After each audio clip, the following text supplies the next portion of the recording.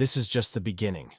Donald Trump continues to take many steps that provoke a storm of responses and reactions. But what can be said about the overall situation?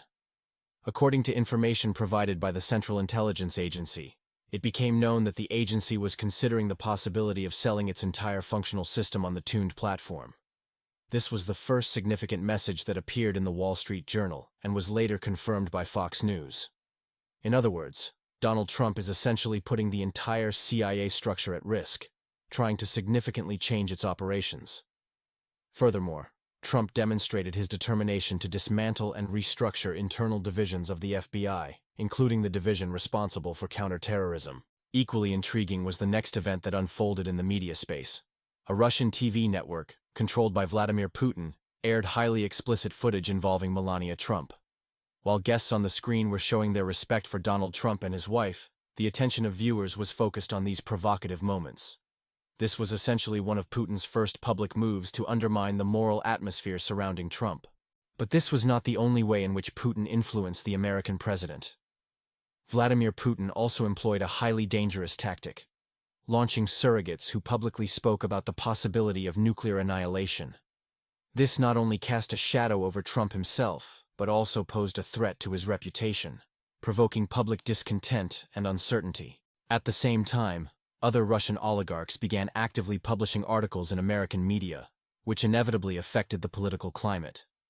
Among other things, it was stated that Putin would never agree to a peace deal regarding the country of conflict if it meant the capitulation of President Zelensky. It was also emphasized that Donald Trump should have participated in negotiations and tried to convince Putin to initiate a dialogue. However, according to these oligarchs, Putin was only interested in one thing: total capitulation, not a compromise peace agreement. These circumstances only increased the pressure on Trump, especially as he repeatedly promised that he could establish peace in the country of conflict within 24 hours.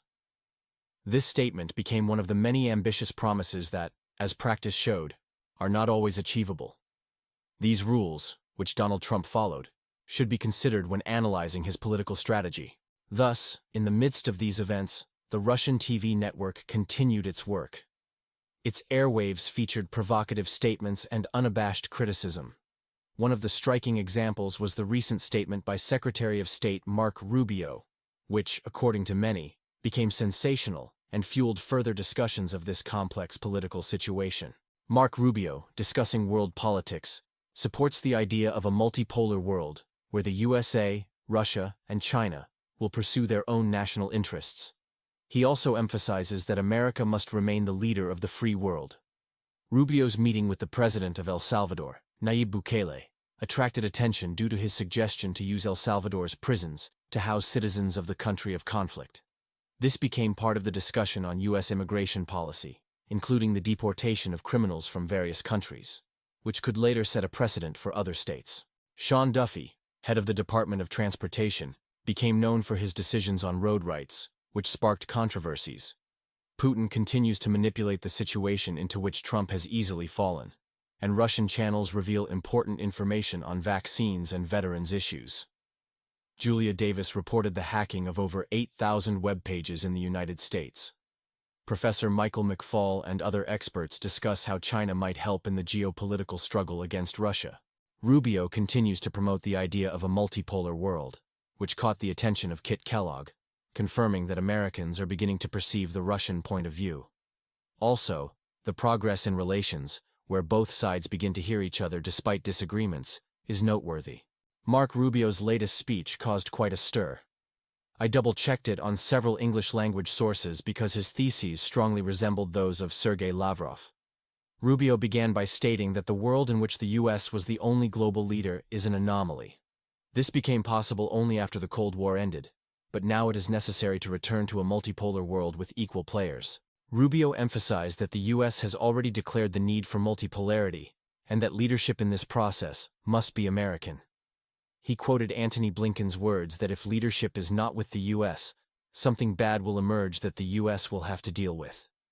In essence, Rubio completely rejects the previous path and logic. He also mentioned that in the De Montreal magazine, the U.S. is called stupid, contrasting this with how Russia and China are fighting for their place in the world. This shows how the global political landscape is shifting, and the US can no longer remain the sole player.